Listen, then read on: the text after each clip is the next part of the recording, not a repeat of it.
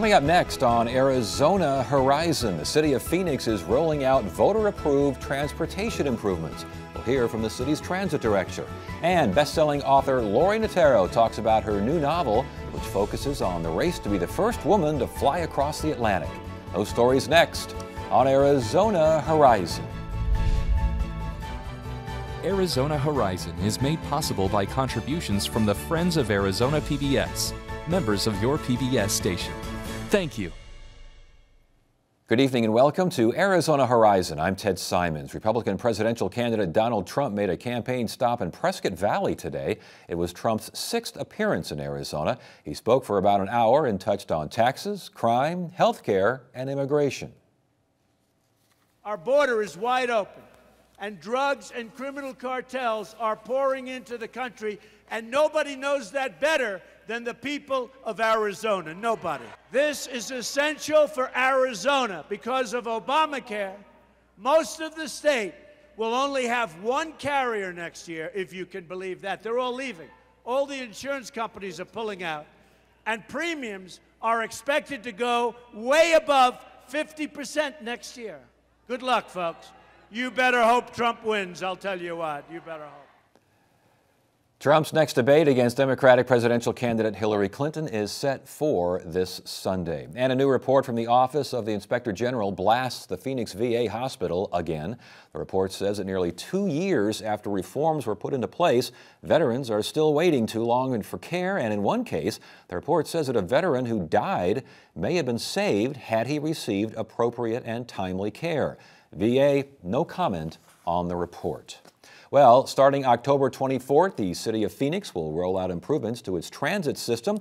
The changes come after voters approved a massive transit plan known as T2050. Here to talk about the changes in service is the city of Phoenix's transit director, Maria Hyatt. Welcome back to Arizona Horizon. Thank you, Ted. Good to have you here. October 24th, Phoenix transit improvement.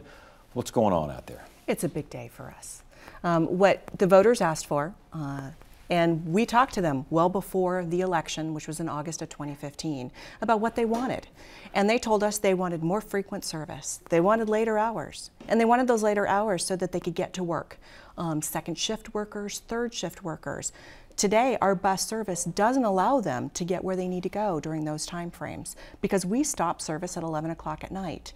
October 24th, we're going to add 3 hours to every bus during the day in Phoenix. So it's an hour earlier and 2 hours later, but that's just the first step. So October is the first one, and then we follow up in April, and in April we're going to equal light rail hours. Oh, interesting. Yeah. All right, so 3 hours of bus service is 7 days a week? 7 days a week. All right. Also, what about the frequency of these bus routes? So the frequency, about 30% of our routes are 15 minutes or less, which is not bad because that's what our passengers are looking for, is they want to not have to guess when that next service is coming. Plus, with the October service changes, not a single bus will be more than 30 minutes. So today, on Saturdays and Sundays, there are 18 routes where if I go out there and I miss that bus by 5 minutes, I'm waiting 55 more minutes to get on the bus. My goodness. So that'll be gone. All buses will be 30 minutes or less. All right. Again, it starts October 24th. It does. Now, what about Dial-A-Ride? Expansion at all? Exactly. So we match light rail and bus hours with our Dial-A-Ride service. It's equal service. It's complementary service. So for those of you who have not ridden our Dial-A-Ride service, it is required by the federal government, and what it does is it provides service for those who aren't able to ride the bus or the train to get where they need to go. They need to be ADA certified, so Americans with Disabilities Act. They go to a center, get certified, and then they're able to ride our paratransit. Picks you up at your door, takes you to where you need to go. I was going to say, the Dial-A-Ride service, I think everyone kind of hears about it, but they don't really understand how it works. I mean, that must be a very busy service. It is very busy, but we try and make it as easy as possible for our passengers. It is a shared ride service, so while they're picking you up, they may pick up 1 or 2 more people because it's a van that takes more people, just like you would if you were on the bus. Right. But it's a shared service that works really well for our passengers. All right, this is all again part of Transportation 2050. Who developed this plan? How did this thing come into being? Well, the community developed the plan. So that was the beautiful thing, is that our mayor and council put together a citizens committee to have us go out and talk to the community to find out what they wanted. And what we found was they wanted simple things. They wanted shaded bus stops. It gets hot here. They wanted more frequent service. They wanted later hours. But they also told us that transit wasn't the only thing they wanted. They also wanted the sidewalks where they walk to get to the bus or the train. They wanted the bike routes, which they take their bikes to get on. We carry more than 1 million bicycles every year on our buses in light rail. And so those are also included in the plan to provide those transportation elements, those streets elements into the plan. And 42 miles of new light rail also included, correct? Yes. And in fact, we just had a press event last week where we kicked off a brand new light rail station. So it's our first light rail station that's going to be on an existing line. So we're putting it at 50th Street in Washington. So if you can picture it, we have Ability 360, which is the Valley's predominant center for 17 agencies that provide services to the disabled community. 50th Street in Washington is relatively close to the town lake and to Mill Avenue, correct? It is, and right near Stockyards too, so you can go get a steak. Yeah. But along, I've often asked about this. Along Washington, there are stretches, long stretches, where there are no stations. You can build stations in there, can't you? You can, and so this one was warranted. We had the ridership, we had the demands, and I don't think anybody could argue that providing that service to a major center that provides needed services is not important. So that station will be open by 2019. All right, so everything's kind of, it sounds like it's implemented in stages. It is. So what's the next stage? So the next stage will be additional buses so we can increase service. So we have to buy new buses in order to increase those service. And we're going to do bus rapid transit. So that's something that other communities have seen in other cities. Bus rapid transit is just like a bus route. It's basically a light rail line on wheels. So it's sometimes in a dedicated lane, it's a bigger bus, you pay off board, so it's faster, it doesn't stop as frequently, but it gets people where they need to go faster. Yeah, and our first one's going to be Thomas Road. Thomas Road. Yeah, like an expressway, subway there. How is all this funded? It's funded by the taxpayers. So T2050, or what we call T2050, because again, we have to acronym everything. The Transportation 2050 was Proposition 104 on the ballot. What that does is provide the operating funds and some capital funds. That also then leverages federal funds coming in from the Federal Transit Administration, regional transportation funds, as well as fares that wouldn't have come if we hadn't have had that service. And again, 7/10 cents, so we're talking, what, 70 cents on a $100 purchase? Yes. And this equals billions of dollars at the end of this plan, does it not? Yes, it's $16 billion at the end of the plan. And as far as the federal monies and fares and such, brings it up to almost $31 billion. Goodness gracious. I know. And this, I'm just guessing here, but by 2050, the plan should run out? It will run out. In 2050. And we'll have built the plan that the community told us to do. And the voters approved this last year, correct? Yes, August 2015. Was it, how much campaigning had to be done for this? Was it a close vote? It was a 55-45 roughly split of approval. But it was interesting to see Central City, that has the best bus service, voted predominantly for it. But we also saw the outskirts too. What we found was that people who may have never ridden a bus or a train and may not do that in the near future still voted for it. And the reason they voted for it was because it brings economic development. People can get to jobs. It attracts more jobs into the area. School. So 30% of our passengers use transit to get to school, whether it's high school or college. And we know that we need to be able to get our people educated. It also takes people to jobs and entertainment. You can go to the Suns game, you can go to Diamondbacks game, you can go to Mesa Arts Center. You can do all of that on transit. So again, 3 hours of bus service, 7 days a week, 30 minutes or less as far as frequency is concerned, expanded dial-a-ride on October 24th. And when does that next phase kick in? April of 2017 will be our next phase. So not too far away. Not too far, all 6 right. months. Good to see you. Thanks for joining us. Thank you, Ted. Appreciate it.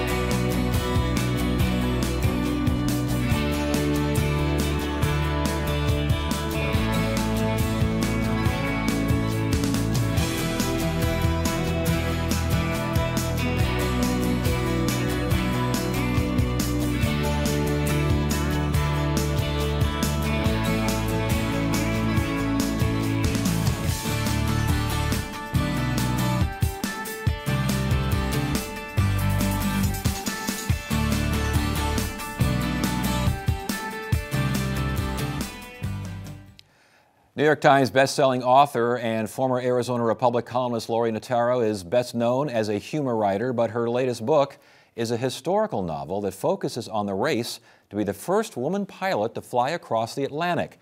The book is titled Crossing the Horizon, and it's inspired by real people and real events.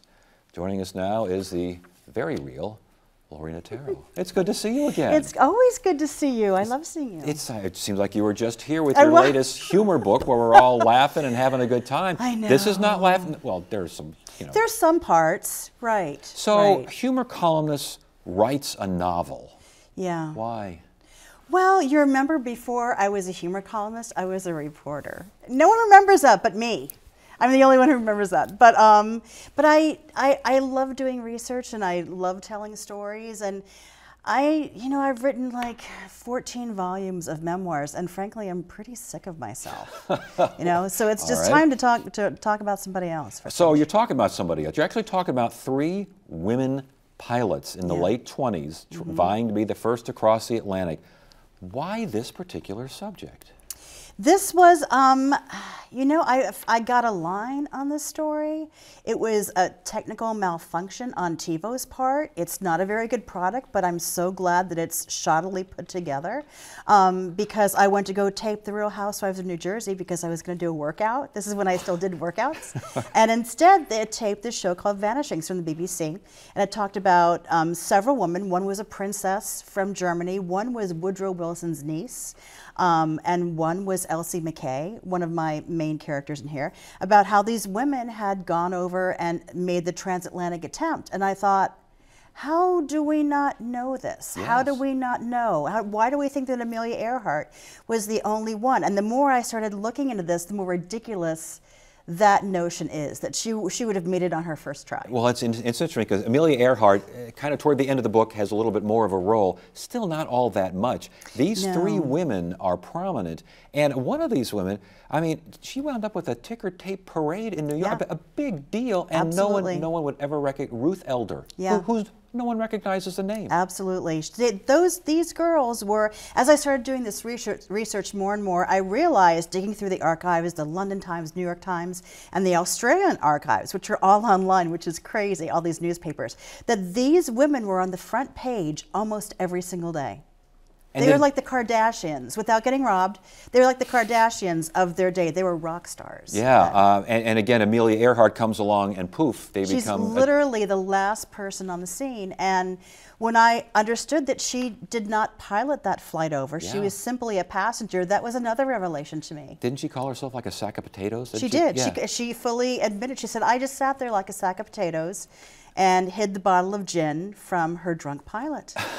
As far as the research is concerned, and again, the book is meticulously researched. I mean, how long did it take you to do this? It was a couple of years. It was about, I found out about the story in 2010, and I was pitching different editors, and no one really thought that I could do this book just because I have this humor background, and I'm kind of typecast as that.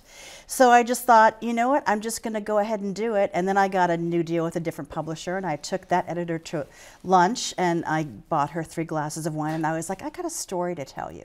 And by the end, she was a little tipsy, and it was green-lighted, and so it worked. It certainly did. So yeah, I was really happy. So did you have to, you learned about these people, you learned about the times, you learned about events and these sorts of things, but in the book there's a lot about flying. I mean, there's a ton about airplanes, flying in general.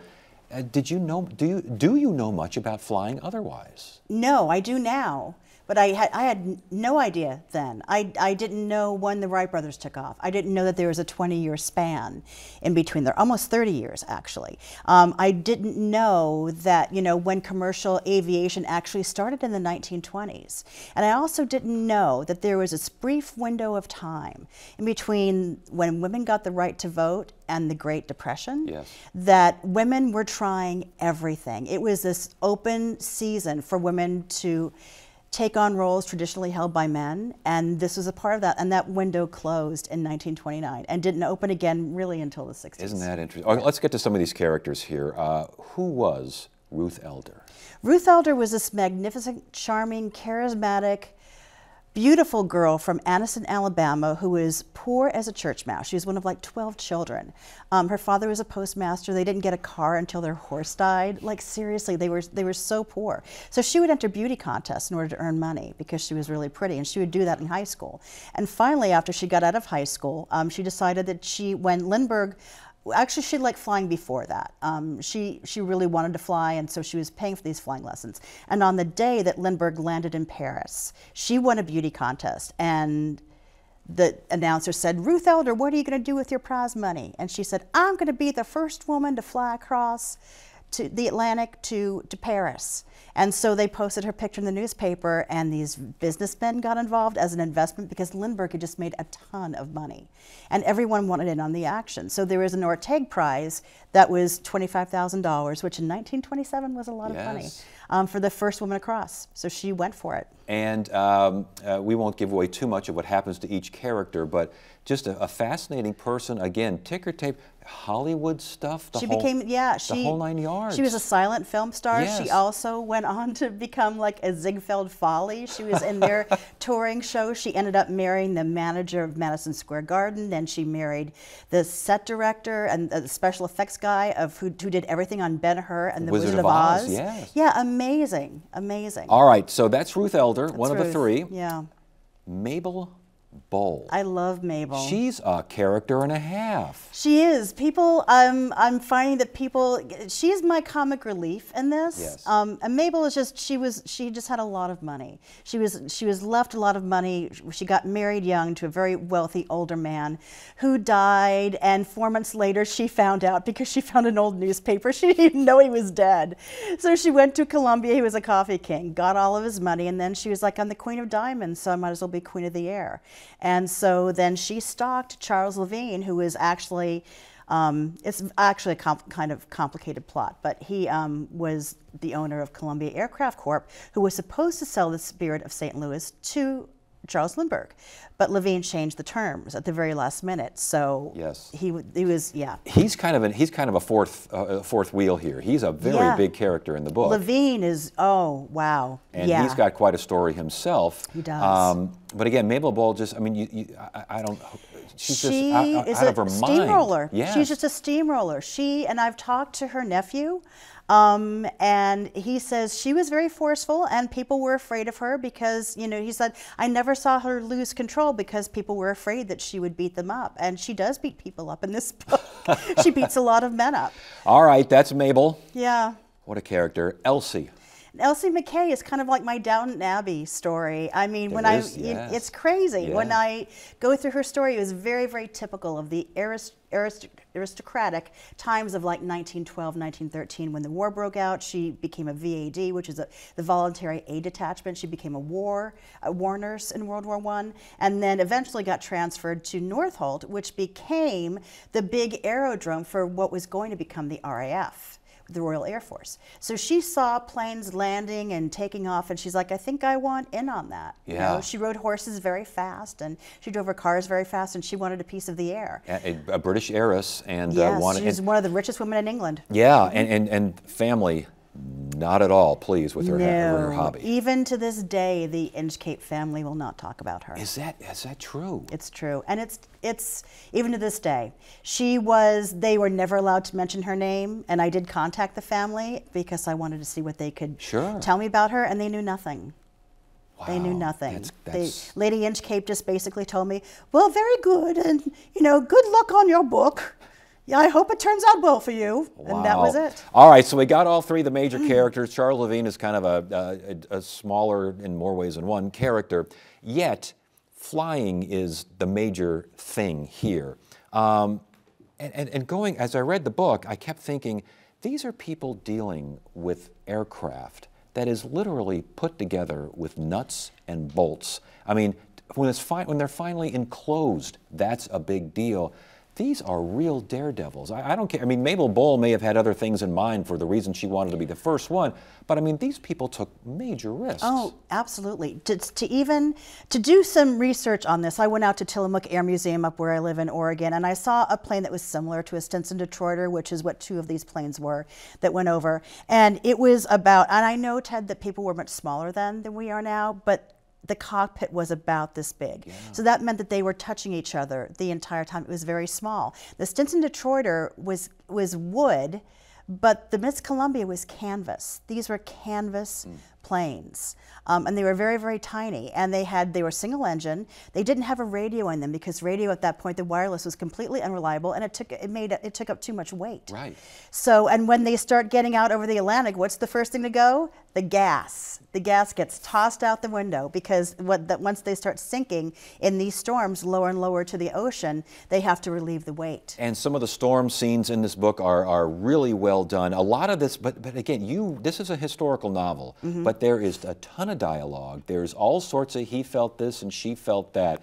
Talk about filling in the blanks when you don't have the information, but you got to make a novel out of it. Right. There was, when I first embarked on this project, I couldn't find a whole lot of stuff. I subscribed to the New York Times archives, London Times archives, came up with like 2 or 3 stories. Time magazine had a little bit of a story. So I thought, all right, I really am going to have to fill in a lot of the stuff, so I started writing the book. My husband's a professor at the University of Oregon, and he was going to the library to research one of his subjects, and he said, just come with me, see what they have. I was like, no, why waste my time? I'm just going to work on it. He said, just come. Well, I walked out of there because they have different archives. I walked out of there with 500 stories. Oh my goodness. Of these women, and that's when I found out really how famous they were. So the more I dug, and I would find antiquarian books.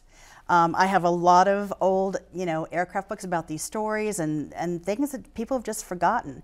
So there's a lot of dialogue in that book that is actually from them because they were quoted from magazine articles and from the newspaper. A lot of them, and the newspaper stories that I have replicated in this book are actually newspaper stories. Because some of the time I was reading this, and some of the conversations, and he thought, she thought, or things they did on their own, I thought, well, she's got to be making that stuff up, but I'm buying it. I'm going to go along with it. They were like very well documented, especially Ruth Elder, Charles Levine, Mabel Bowl, and with Hinchliffe, which was Captain Hinchliffe was Elsie McKay's co-pilot.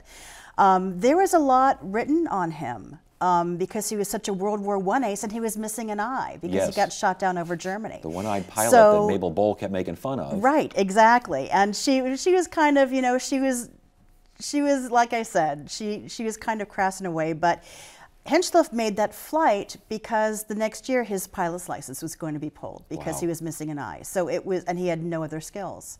So he had to make that flight he had 2 children and a wife. These are obviously steeped in history. You did the research. You got a lot more research than I thought. I thought there were a lot of filling in the blanks here, but maybe not. Yet, did the characters kind of want to go in their own direction anyway? I knew where they were going, and it was very important to me to tell their stories and to tell them correctly. And I didn't want to put them in a direction where they didn't belong or make them do things that they wouldn't have done, because I felt that I owed it to them after all of these years to portray them correctly and as accurately as I possibly could. I really wanted people to know who Ruth and Elsie and Mabel were. Yeah, well, it did a fantastic job. There's got to be some interest in Hollywood from this. Are you hearing anything?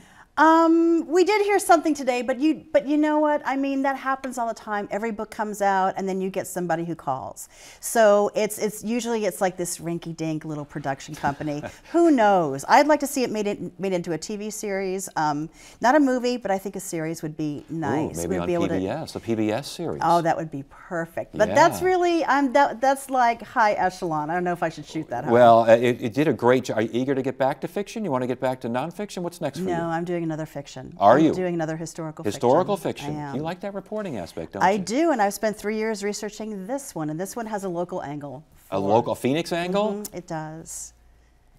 Anyone named Ted involved? There could be. Okay. Later on, we'll talk maybe later. an epilogue. Yeah, we'll talk later. Well, congratulations on the book. It must be very satisfying to get that done and to see that in print. And it's very happy. I bet. Good to see you again, too. You too. On the next Arizona Horizon, we will look at upcoming cases in front of the new session of the U.S. Supreme Court. And we'll visit with the executive director of PBS's Great Performances. That's tomorrow on Arizona Horizon. Now, coverage of the vice presidential debate is next, and then you're invited to join us at 8 p.m. tonight for a special post-debate edition of Arizona Horizon, right here on Arizona PBS. That's it for now. I'm Ted Simons. Thanks for joining us. You have a great evening.